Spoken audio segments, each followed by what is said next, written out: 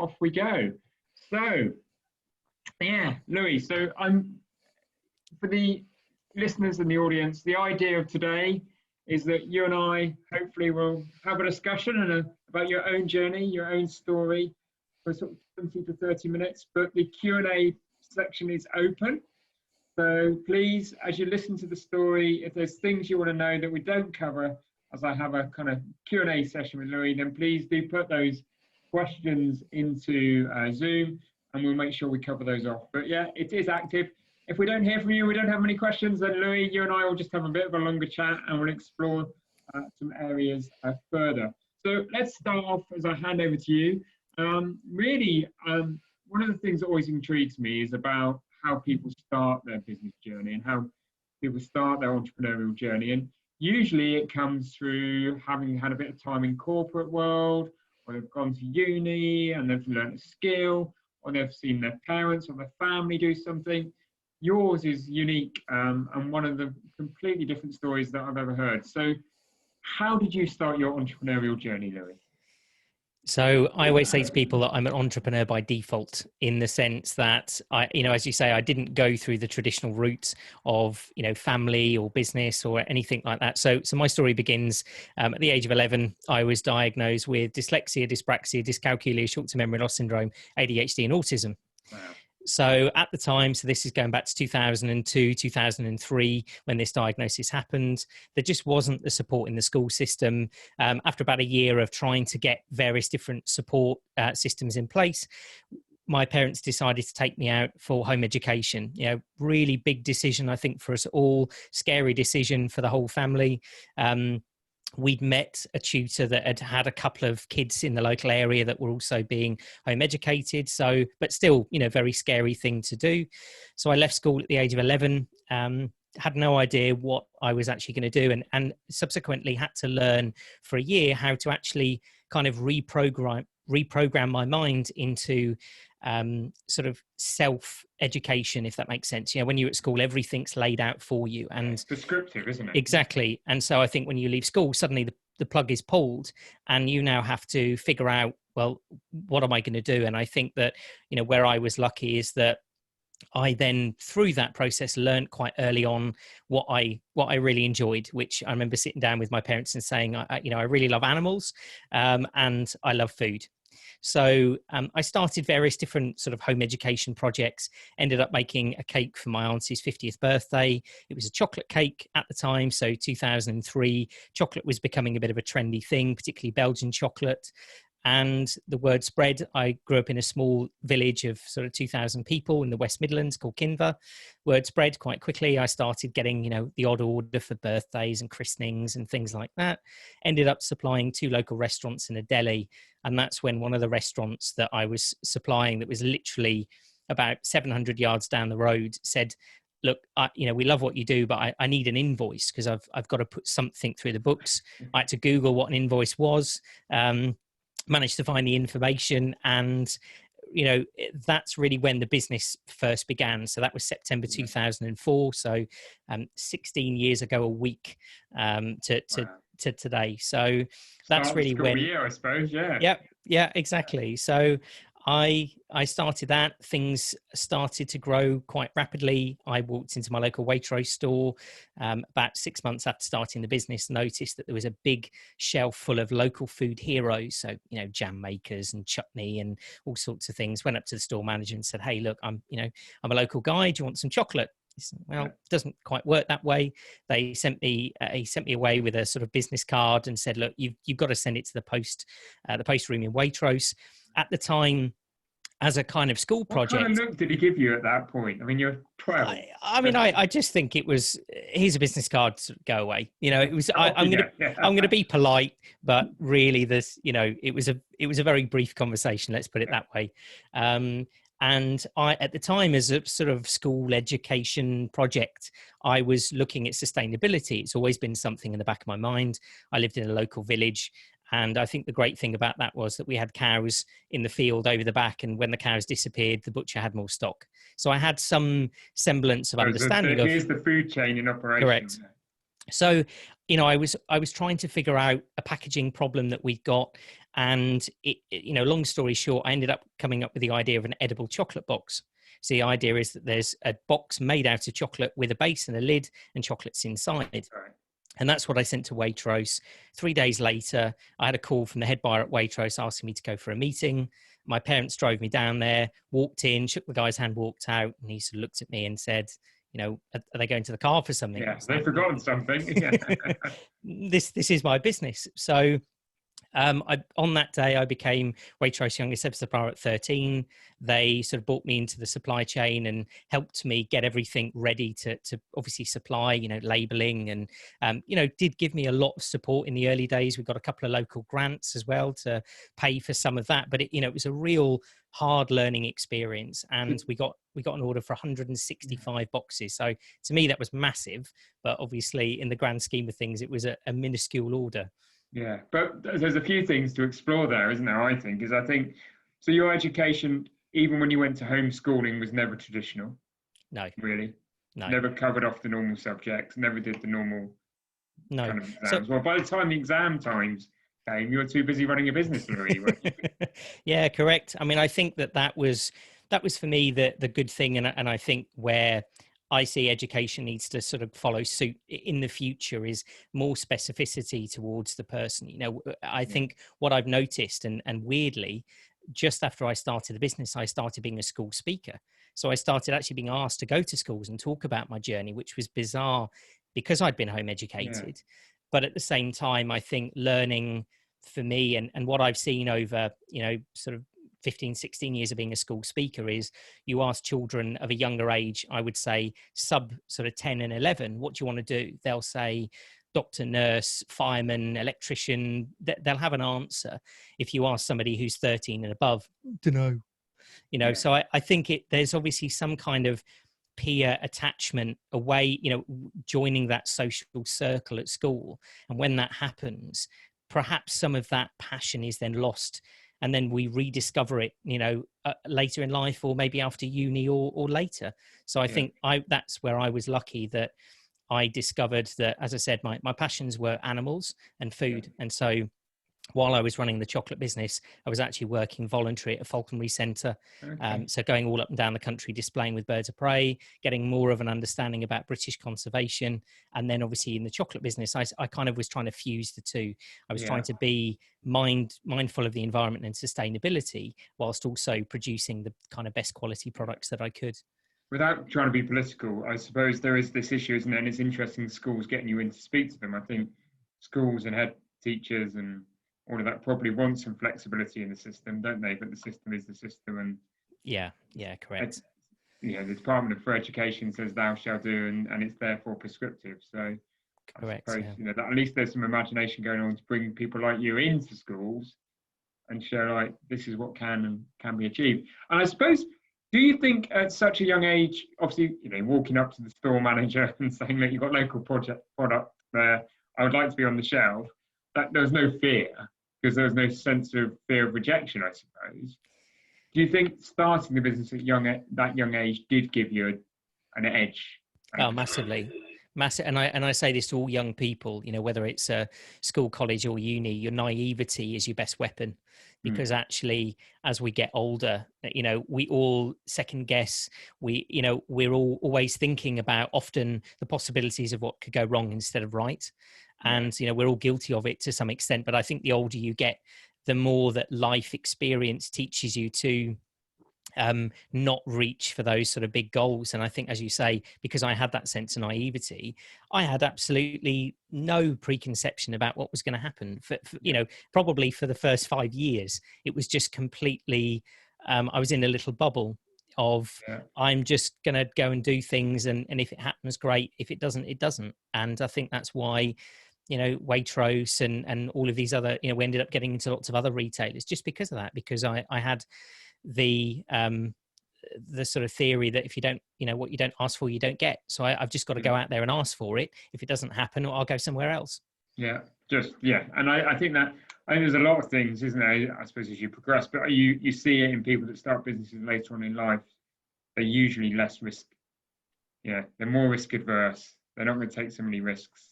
Correct. And I suppose, yeah, those that start younger in their life, perhaps not as young as you, Louis, but perhaps start in their 20s, probably push on quite quickly in those early years because there is this sense of fear of rejection or the risk Yeah, reward sure. kind of equation is different, isn't it?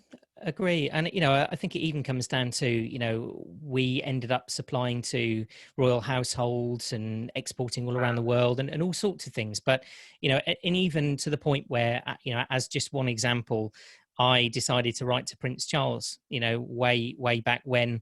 And everyone sort of around me said, well, what a stupid and pointless thing to do, because you're not going to get a response. And I did, and ended up sort of sending some chocolates and supplying. And, so I think that sometimes you just have to do, not think so much. And I think that was a valuable lesson when I was younger. And you're so right that younger people, I think today's day and age, things are changing a little bit, because I think that people are so bothered about what people think about them. It actually stops them from actioning.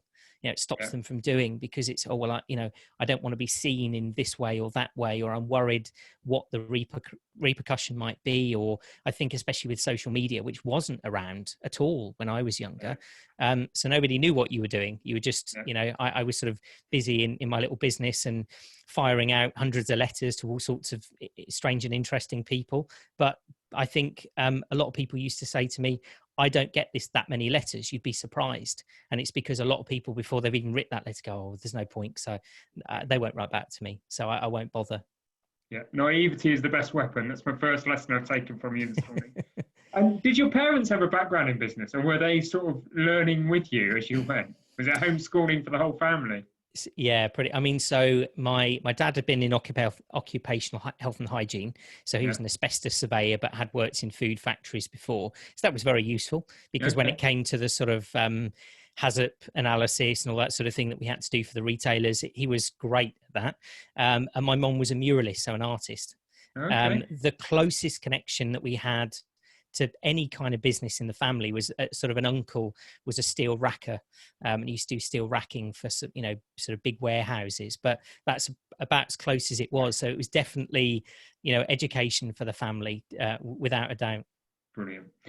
And I'd be interested to explore the story of growth with you, because obviously you went from a restaurant, 2 local stores, to Waitrose quite quickly, and I assume their first order was quite small, because that's what retailers tend to do. And then when it sells, they want to crank up, they want more product. Yeah. So what was your Absolutely. story of growth, and how did you cope with that? Yeah, so we didn't cope with it at all, and I made the classic mistake of overtrading. So after the Waitrose deal happened, we delivered 165 chocolate boxes in January 2007. By December of that year, we delivered 100,000 combined to Waitrose and Sainsbury's. Wow. So, I bit off way more than I could chew, but I think that's another lesson in business. When you agreed something, you have to make it happen. So we moved into, bearing in mind, our first deliveries were starting in September for the winter period. We'd moved into a 2,000 square foot production unit in Bridgnorth, Shropshire in June. And by mid-June, it was all kitted out and ready to go with machinery. And we handmade 100,000 chocolate boxes and chocolates, but by hand. And it was me and sort of 8 others as a production team. And, we learned a huge amount about how not to do things, but we got it done and we got it delivered, and that was it. So I think it's an important lesson to learn, and I think it's a big one for a lot of entrepreneurs. They do probably reach too far initially. If I could go back now, I'd probably would change things. I'd probably go to 20 or 30,000 and sort of gradually increase. But it was a great lesson, and it was 7 days a week, 16-hour days, absolutely exhausted. I think by Christmas the family just sort of sat around, just completely out of it for a couple of weeks. Not wanting to eat chocolate. No. no, not at all. So, but and I think that real steep growth curve, and I think as well at the same time, I got an awful lot of PR from the industry. So first sort of industry things like The Grocer and other publications, and then I ended up getting featured on BBC Breakfast Live News 6:30, 7:30 and 8:30 in the morning, and they actually came to my little factory with these, great big sort of cameras and cables, and I think that's when my life really sort of changed completely. And it has never really been the same since, because we had, I think it was about 8,000 emails within the first sort of couple of hours, and completely crashed our website. And I then ended up getting different foreign news crews come out and visit me for the next about 2 years. So, Japanese news crews from India, from China, from all over the world. It was really bizarre. And that's the first time as well that I'd been called an entrepreneur. I didn't even know what the word meant. Yeah. I think it was a Guardian article that called me an entrepreneur, and I had to sort of Google it and go, what is this? It's like something to do with business, So I think that's why I always say entrepreneur by default. I sort of created my own company and my own job, really, because I knew that leaving school, I've got no formal qualifications. I haven't even done GCSEs. So I knew that I had to do something. Yeah. And I mean, what did it feel like to be inundated with media? Because again, at a young age, we're all, remember back to when I was early, mid, late teens, you're not necessarily oozing self-confidence at that point, are you? Yeah, I mean, it completely terrifying. I remember when I was 13, so before all this really kicked off, I had my first radio interview on BBC West Midlands, because I've been featured in the sort of, I don't know, Shropshire Star or something like that, and they, I was literally just shaking in the studio with the guy talking to me. But I think, like anything, it's practice. That the more I was doing it and the more I was in front of a camera, the more comfortable I got with it. And I think that that's the same I say to a lot of clients, obviously now today with social media. It's going to be uncomfortable. It's going to be unpleasant to do videos and talk to camera, but the more you do it, the more you'll get used to it. And I think that as the years went on, I sort of got better and better at kind of delivering the message that I wanted to tell. So yeah, it's incredibly uncomfortable to begin with, but as time goes on, you do just get used to it, and you just see them as like a big black box that's sort of in your face while you're talking to somebody. As you go, yeah. Yeah, cool. So we actually have had a question which probably does fit with where you are in the story right now. So I'm going to revert to the question and I'll come back and we'll come back to the story. In those early stages at such a young age, how did you manage the initial doubts and sense of rejection, possibly from that first supplier and that meeting? Yeah, so I mean, I think, like I said, it was definitely a bit of a bubble. Because I wasn't thinking about, building a massive business. I never had this sense of sort of pressure, because I mean, to me, I had just said, well, my problem is I've got no qualifications, so how on earth am I going to get a job?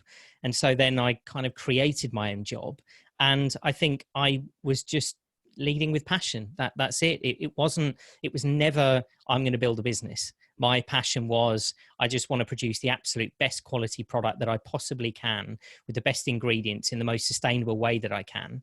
And I think that also gave us a differentiator, because we were the first product ever to go onto European supermarket shelves to list no palm oil and no hydrogenated vegetable oils. And because I think I was that way minded, that really it wasn't about the business for me, it was about the product. It was saying, how can I do this in the absolute best way that I physically can? We used all natural ingredients. We used all natural sort of colorings and flavorings. And then in 2006, we actually launched a companion range called the Biting Back range, which was a range of chocolate bars. Started out with a chocolate bar with a big picture of an orangutan on it, and it was donating 10% of profits of that range to animal conservation charities. So I think for me, it was all about the passion. I was on a mission to achieve something, and that was sustainability and raising awareness. And the chocolate almost became a byproduct of that in my mind. It was. So there was no initial doubts, or any initial doubts or rejections you had, you overcame quickly. And I talk about it quite a lot, and that you sort of lean there as well. I think it's that if you've got focus, passion, and belief in what you do, that makes a world of difference, doesn't it? Definitely. And I think the biggest thing is a mission as well. You know, if you are on a mission to achieve something, it makes everything easier. And you know, we'll revert to it probably later, but also from a consumer psychology point of view, you know, Simon Sinek said it best: people buy why, people don't buy what you do, they buy why you do it. So you know, from our point of view, the why was sustainability and natural ingredients and animal conservation. The why wasn't chocolate. The chocolate was just a product that came with that mission, and we were using it as a medium to achieve the goals that I wanted to create. So yeah, I think you're right. You know, all of that, the passion and excitement, I just got whipped up in it all. And I was just, you know, I was kind of lucky, and I can't necessarily say it today, but I know that when I was in that first sort of 5 years, I was kind of just living in the present. You know, it was just every day as it comes, we're just going to do what we do and see what happens. Do you feel you missed out on a childhood as a result? Yes and no. Yes. It's a funny question. I've sort of been asked it a lot. I think from a sense, yes, because obviously while all my mates were sort of growing up and, you know, going out and, you know, going clubbing as we got older and everything else, I you know, I couldn't do a lot of that. And so I think that there's a sense that maybe I did miss out a little bit. But then I also missed out on, you know, I think what psychologists refer to as that the peer from parent attachment.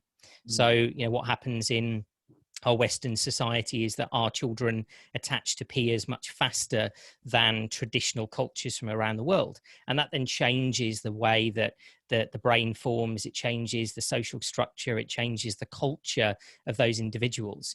Whereas because I didn't have that, I think I was more attached to adults and my family and, you know, my sort of close unit.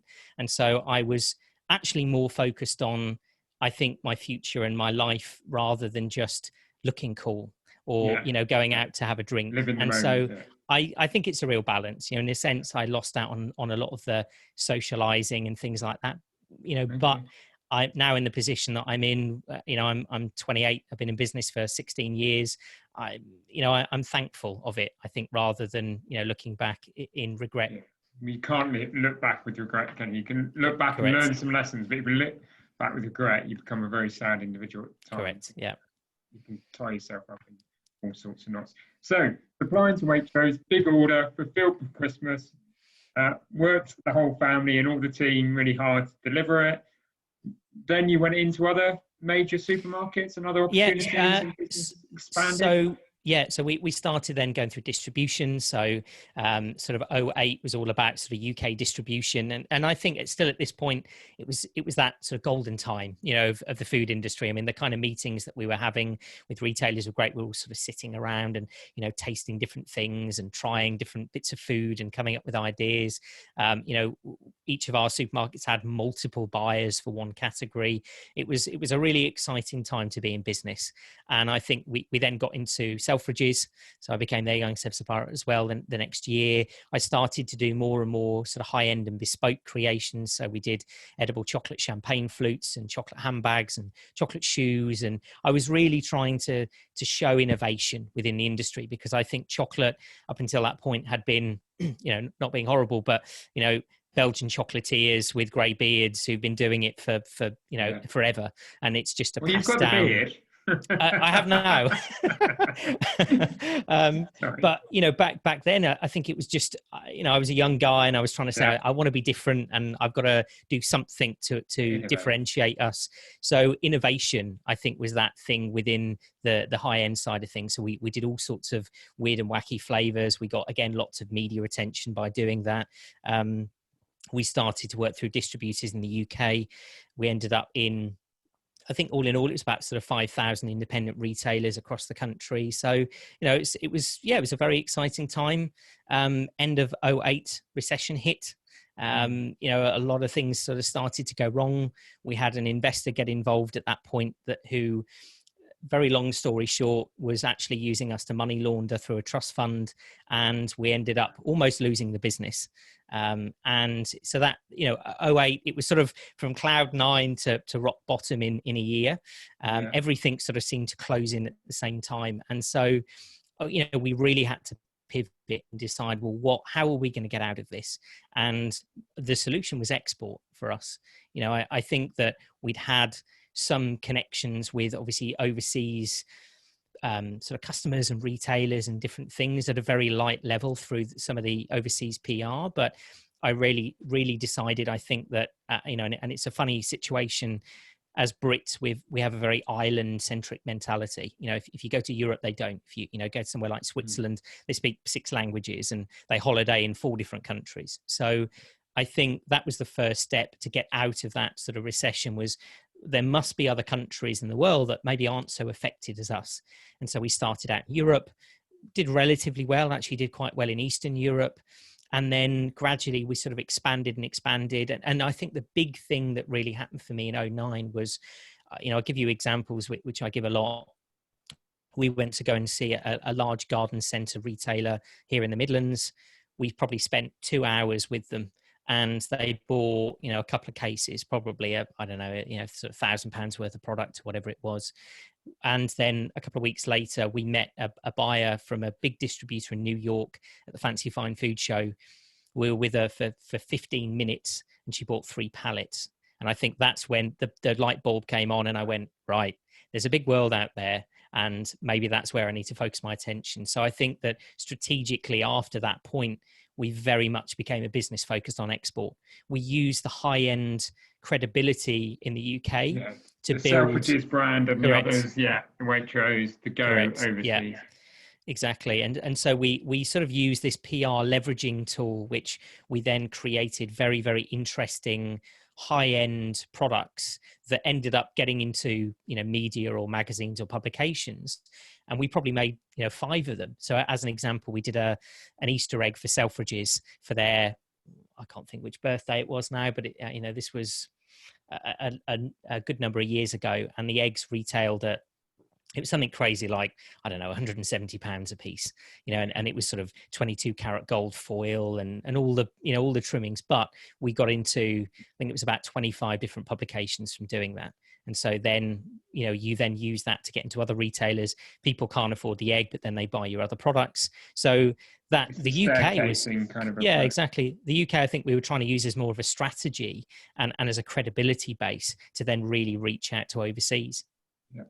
Can I just go back and ask a question around, because there's not this story with the investor, although clearly that'd be an interesting conversation to have. But I think there's the piece to explore maybe is, obviously you got to the point where you felt you needed an investor.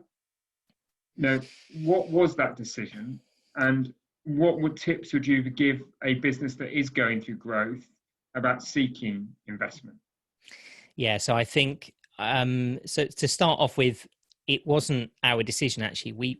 I got told by other sort of people around me and sort of quote unquote, mentors, although perhaps looking back, maybe they weren't so good as mentors. But, everyone was just saying, oh, you need to grow, you need to make use of all of this PR and everything that's going on. You need an investor.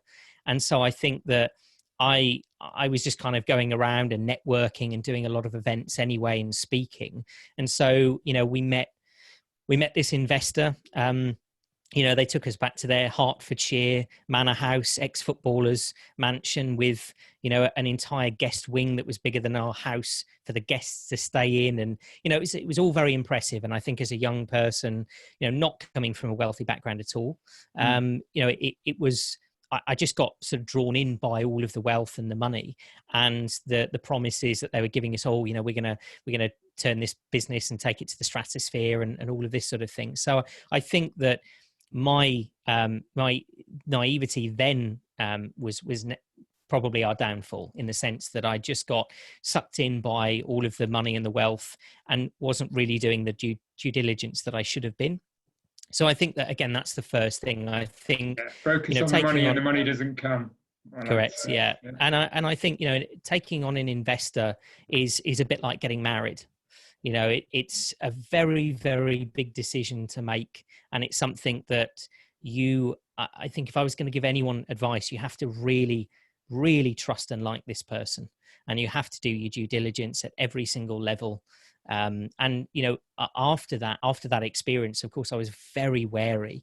We had lots of people approach us for investment, and I turned away hundreds, because from that experience, it taught me to sort of look under the surface. So I Do think your that's the first DD, thing, is understand what they absolutely.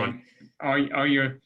Are you aligned in terms of values and principles? Correct. I mean, the thing is, in a relationship, some people do. I'm not judging, but would you necessarily get married in the first 6 months of a relationship? I think it's that same question. You're saying it takes time to get to know people. It takes time to understand what people want, and as you say, their values and their background and all of that sort of thing. I think in today's day and age, investment's a very different space, because back then, as a young entrepreneur, we didn't have the TV programs, and Dragon's Den wasn't the way it is today, and we didn't have all of these different resources and groups and peer support groups and things that could help us lead through that process. However, I would just say that as a growing company, my first remit would always be crowdfunding. I think that's where I'd always have my first piece of attention, because you're then retaining more of the company, you're retaining more control, because in the early days, if you get an investor involved, it's very difficult to retain equity, because really your company's not worth anything. It's a potential, but that's all it is. So I think that in today's day and age, with the technology that we've got, I mean, there's so many crowdfunding platforms, for products, for services, for business, Crowdcube, Kickstarter, Indiegogo, there's crowdfunding platforms for foreign investors, for UK investors. There's so many different routes, but I just think you need to take the time to decide what really is best for your business. And if it is an investor, I think, at least from a smaller growing business, you want value add rather than just money. You want somebody that knows about your industry, your product, aligns with you, aligns with your values. You've got to know them. You've been for family dinners, they've met your family unit, you've met theirs. You need to get to really know the people that are investing in your product, because it's a huge decision.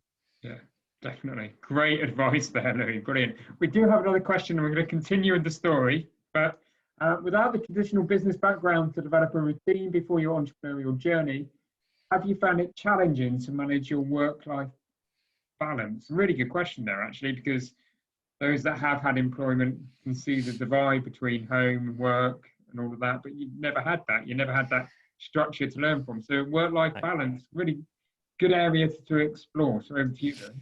Yeah, so I learned it only after many years. I think I had a really bad work-life balance, and I think the other problem that I saw was, when I was in that sort of young entrepreneur and entrepreneur community, we still had this hustle and grind thing going on. So if you said to somebody, "Oh, I've done a 60-hour week," somebody would pat you on the back and go, "Yes, great. You're going to go far, far and faster into the grave, maybe."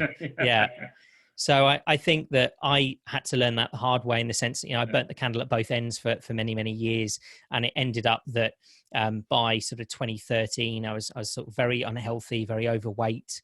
And I'd got all sorts of issues. I was having migraines sort of 2-3 times a week. I was basically living on a mixture of, sugar, caffeine and painkillers for a lot of time. So I think we're lucky now that more people are talking openly about this, about work-life balance and about looking after your health, because I think as an entrepreneur, to really be optimum, your body has to be optimum as well. You cannot have one without the other. So actually, if somebody says to me, I've got a business where I'm doing 30 hours a week, I'm actually more going to pat them on the back than the guys doing 50, because yes, it might take you a little bit longer to get where you want to go, but it's all about longevity and sustainability. And I think that as I said, I learned that after having a big crash and had to sort my health out, lost 60 pounds in a year, and sort of got into biohacking and a lot of other things, and, feel much better for it. And I think I'm actually functioning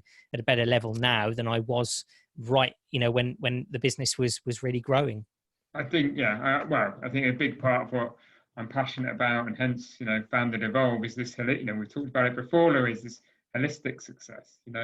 Got to succeed in life and business, and, your career and as a business leader, but you've got to succeed personally, and they've got to be in balance. And I often say I would rather, and I've learned this the hard way too, score 7 out of 10 on both than have a 9 out of 10 and a 3 out of 10. Yeah, you know, 100%. Yeah, just be in balance. Harder said than done, and and sometimes you've got to work and put the effort in because the opportunity persists. But make sure you recognise and you know you're doing it. But yeah, we've had the guru conversation of this all hustle. It's wrong. yeah. I'd use other words, but I don't know who's listening. But yeah, it's absolutely wrong. It's not the way to do it, definitely. So, business exports, off the back of the UK success, must be getting to that point in time where you find that having had that great question, your arm out sync slightly. 2013. What's next? Yeah, so I think, as I said, I just sort of charged headfirst into export. So I think that, the 2009, 2010 were really important years for us in export. 2010, I ended up going over to Mexico for the first time, and that actually became our biggest export customer overall, which was, again, something, sort of maybe jump back as a lesson, I think, for business people as well, that you don't necessarily know where your niche market is globally until you've been there. And it might be in the most unlikely place. And for me, if somebody had said, pick the most unlikely country you think you're going to be successful in, I'd have said Mexico, because 3000 BC, chocolate started to be cultivated in the Yucatan Peninsula. So it's where chocolate came from. It's the country that it's native to. And I'm a British chocolate maker selling to the guys who, chocolate came from. And it's so deeply rooted in their culture. And so I went over there, I did a chocolate show. I was being hassled to death by a distributor. And I just kind of kept putting it off. I'm like, we'll send you some samples, but this isn't going to work. What are you talking about? And then he phoned me up. I remember in January, it was just after New Year, 2011, and said, I've just got you into the biggest department store in Mexico. They've got 170 retail sites across the whole of Mexico. So that then really kicked off a whole new sort of chapter in the journey. We were in 13 states in the US. Mexico was our biggest customer. And so we were just kind of conquering bit by bit. And then at the end of 2011, I spent quite a bit of time in Southeast Asia, in Malaysia. We got into Australia and New Zealand. And we were also managing, a few good countries in Europe. So by 2013, we were in 17 countries total. It sounds very glamorous, but actually it's like trying to juggle with fire.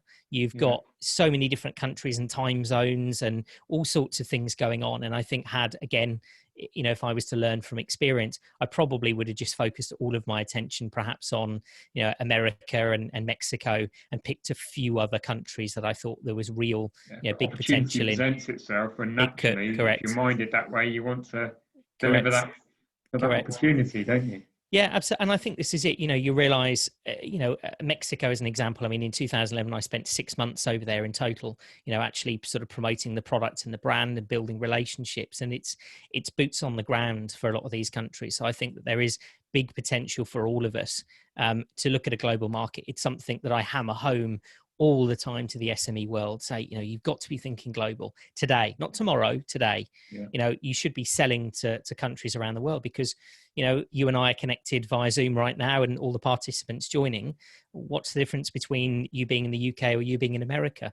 It doesn't make any difference. So I think that no matter the size of business, you need to be thinking about where you can go overseas. And just to jump in there with one little story as well, when I was in Malaysia, I met a group of young entrepreneurs, and they'd come up with this sort of very innovative and interesting instant noodle brand. It was great. They had all sorts of kind of weird and wacky flavors like spaghetti bolognese instant noodles and all sorts of things. And they were really struggling to break into the Southeast Asian market.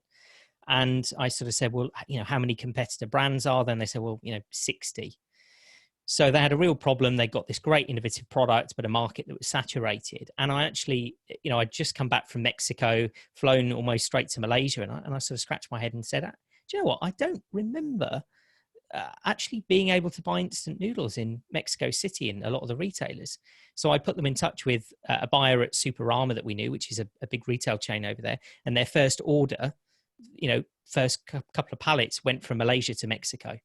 So that's, again, there's an example of globalization. You've got to think outside the box. And that was probably one of the biggest lessons that I ever learned, was just to be globally minded. One of our clients at the moment that we're doing a lot of work for is in America. And, we talk to them probably 2 or 3 times a week. We do a lot of work for them. It doesn't make any difference. So, it's not quite the same as meeting somebody. And at some point we will go over there after COVID's over and meet face to face. When we're allowed.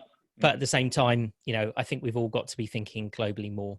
Definitely. Yeah, I absolutely agree with you. Yeah, the world is shrinking all the time, isn't it? So, I mean, you are now, you describe yourself actually, and I love the phrase, as a business developer, not a consultant. But when did the switch come? When did you exit the chocolate business to go, right, okay, I'm going to go and do something different now? Sure. So in 2008, while I was in the chocolate business, speaking was a very big part of what I was doing, and for multiple different reasons. It's great PR, it's great revenue in its own sense, and it was something that I loved doing. So I ended up doing a lot of speaking. I'd say that probably minimum 25% of all of my time was actually spent speaking, as the business was growing.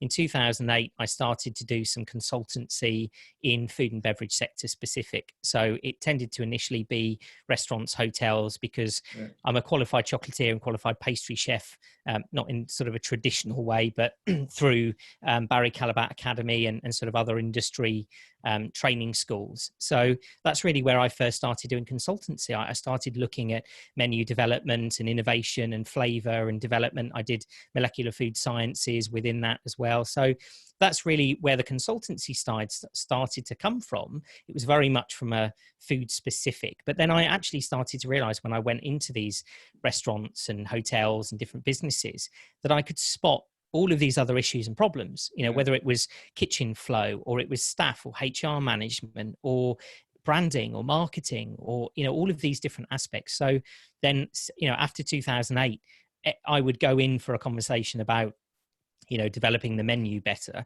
And I'd end up leaving after 3 months, helping them out with, HR or with menu costings or something completely and just through unrelated. those experiences and a different way of thinking and approaching. Correct. Yeah. And I think that then as time went on, I started to really develop a passion for that. And so alongside the speaking, there was always this little chunk of my time over the years that I was doing the consultancy, and spent a lot of time with sort of friends and, people that we knew and doing that. And then over the years, as it got sort of further on, I ended up doing more and more speaking and more consultancy. And I think that's when I sort of started to pivot and use that business developer term, because what I didn't like about a lot of the consultancy industry was that people would come in, they'd point fingers, give you a few sheets of paper and leave. And that was what a lot of the consultants were doing. I also think a lot of consultants are built off not actually having built their own businesses either. So I think there's an awful lot of consultants out there that have never really run a business or never really been sort of quote unquote successful, whatever your definition of that is. But, and so they're not actually leading from experience. So I started to use this business developer term. And then as the business went on, my health was sort of in a bit of decay and I wanted to step back as well. It actually got that when I started sort of really kicking in my health journey, I wasn't actually eating any of my own products, which I just thought was a bit ironic, really. Right. And so, I had this sort of moral and sort of life, I guess, quandary going on. And then the consultancy and the speaking was really taking a lot of my time anyway. And at the time, by sort of 2014, we were selling a lot of products, we were doing big volumes, but the margins on chocolate are so infinitesimally small. Honestly, some of the products we were literally making pence on. And when I just got to a point and thought, I'm being a busy fool, I'm spending all of this time and all of this energy selling this product. And it's been my baby for 11 years. But at some point, I need to let it go. In fact, I think, just checking the attendees, there might be a guy who's on the call who was on here early called Melwin, who became a very close and good mentor of mine, I think in probably 09, I want to say, 09, 010. And Melwin and I met when I was looking for sort of investment. And he told me then that the chocolate industry was not what I should be doing or focusing on.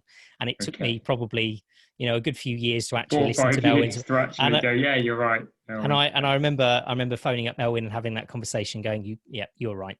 Yeah. I should have listened a good few years ago when you first told me that. So I think it was a big decision. It took me about a year and a half to really make that final decision. But as of sort of December 2015, I closed a lot of the business off, sold all of our machinery and private label contracts. The brand at that point was under Louis Barnett Chocolates. We actually had a big sort of VC investment fund approach me and wanted to buy that brand, but I really didn't want them to destroy everything that I'd built, because they were tied into Unilever. It's your name, it's your reputation. Correct. It's been your dream, isn't it? Yeah. Correct. So that was it. So as of December 2015, full-time pivot into business development and speaking, and that's what I've done ever since. Brilliant, fantastic. We have another comment question, and so I'm going to refer to that as we start to wrap up. So if people have got any questions, it would be great for you to post them. This says, I started my entrepreneur journey in my early 20s as a final year undergraduate in my first business, to be subsequently caught in huge rise in interest rates overnight after 8 years of high growth, i.e. this is what happened in 1992. You were very small at that age. But it goes on, does Louis believe an understanding of the risks associated with business environment and failure should be openly discussed for those considering an entrepreneurial career, as it will be an integral part of their business life and impact on their personal lives? Yeah, absolutely. So I think that there's, I guess, particularly I see the last sort of 5 or 6 years, there's been this real push towards everybody becoming an entrepreneur. And I absolutely think that isn't the right way to go about it. I think that there is a lot of risks associated with owning your own business, becoming an entrepreneur. There's great rewards, and and I wouldn't change it for the world. No matter the issues and problems that I've had through the years. But I also think you are absolutely right that we need to have more honest and open discussions about what it really takes to be successful. And I think that as a business developer, I spend a huge amount of my time helping broken businesses. And I don't mean businesses that are about to go bankrupt or fail. I just mean that, all the cogs aren't working properly. Yeah. And we talk about the valley of despair. There's so many business owners that get to that point. They start with focus, passion, belief. And, that because of risks, because of just they haven't got the balance right, they end up in this place, this place of despair. So they're not broken, they're just in this place and they need to rejuvenate. Correct. And I think that's something that, as you say, we need to have a lot more honest and open discussion about.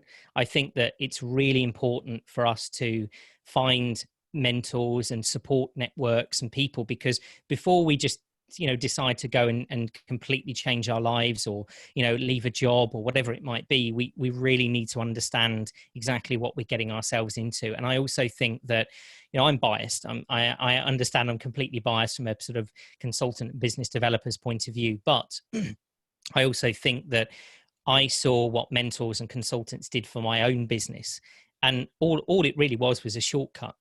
It's being able to go from, instead of A to B to C, it was sort of A to F in a leap. And they were helping solve issues and problems that perhaps it would have taken me years to figure out.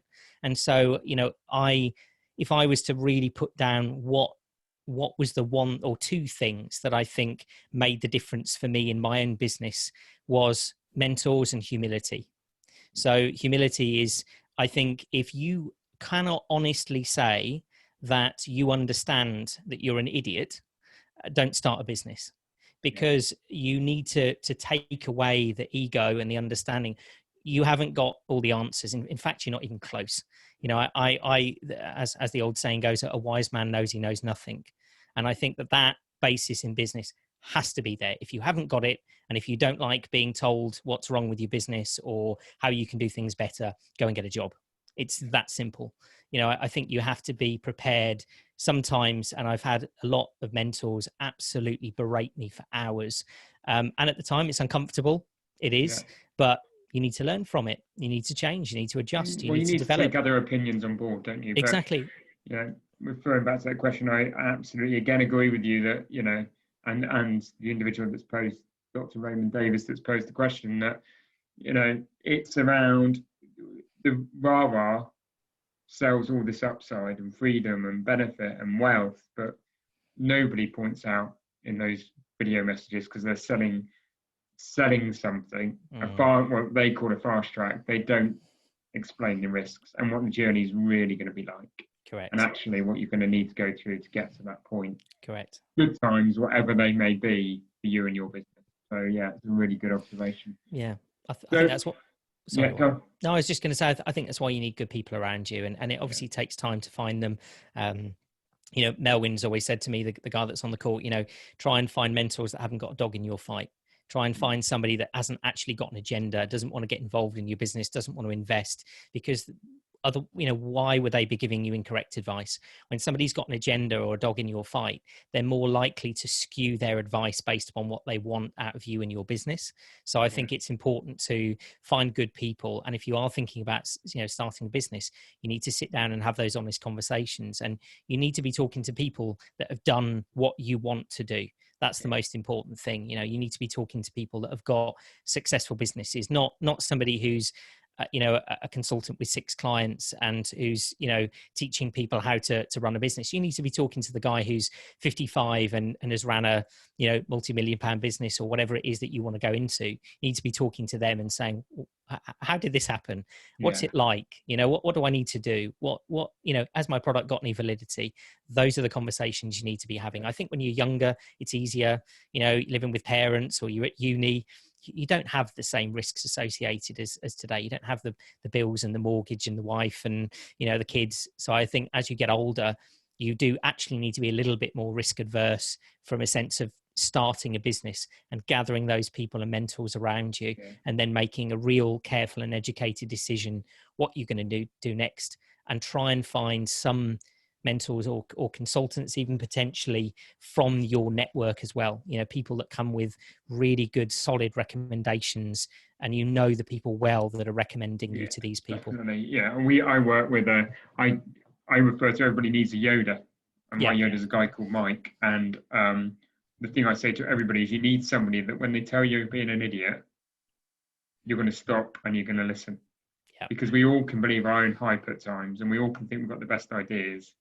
And actually, we need people around us that are just going to pull us into line. And we might make the same decision, but we make the same decision with our eyes wide open. And you need those people around you. Yeah. But I love that. Yeah. Don't work with somebody that's got a dog in your fight. That is because you see that too often as well. Everybody's got their own agenda. You need somebody agenda free, but with the right experience. Yeah. Correct. Great absolutely. tips there on finding those mentors and those people to work with, Louis. Louis, we're running out of time. It's been great having you on this Evolve webinar. If people want to learn more about Louis or get in touch with you, where can they go? So louisbarnett.org. There's a new website going up in the next couple of days that'll have a lot more information on, but at the moment it's just sort of a standing site. But social media, get in touch, drop me an email, any way, shape or form you want to. And there's lots of links on the website. You can even WhatsApp me direct from the website. So please get in touch, and don't be afraid. I think I've got very much a philosophy that if I can't work with you for cost or time purposes, I'm always happy to refer to other people that I know, because I think we all, that's the real value of sharing in business. It's about, helping point people to others that can help them in their journey, because who knows, in 2 or 3, 5 years time, they might become a client in the future. But, we have to help each other as a community if we're going to improve and develop. Yeah, there's a great saying, isn't it? Always put a hand up, but always have a hand reaching down as well. Correct, yeah. And if we did that in society would be better. Yeah. It's been amazing. Louis, your honesty, your openness, your frankness, the way in which you've told your story, you've shared some of your expertise has been brilliant. It has been incredible to have you on this Evolve webinar, as I say. For those that have listened to the webinar, please give us some feedback. I hope you really enjoyed it. I hope you've got something out of it. I certainly have from my time speaking to Louis. And, if you aren't already, please just go to evolvemembers.com, have a look, sign up to our weekly newsletter. There's no commitment, there's no free, there's no cost. We just want to build a community of like-minded individuals. So please, as I say, if you haven't already, go to evolvemembers.com and sign up. And that brings to an end this webinar. So thank you, everybody. Take care, stay safe. And please, we hope to see you on a future webinar soon. Or maybe physically in real life when time allows. Yes. Brilliant, Louis. Thank you. Thank you, Warren.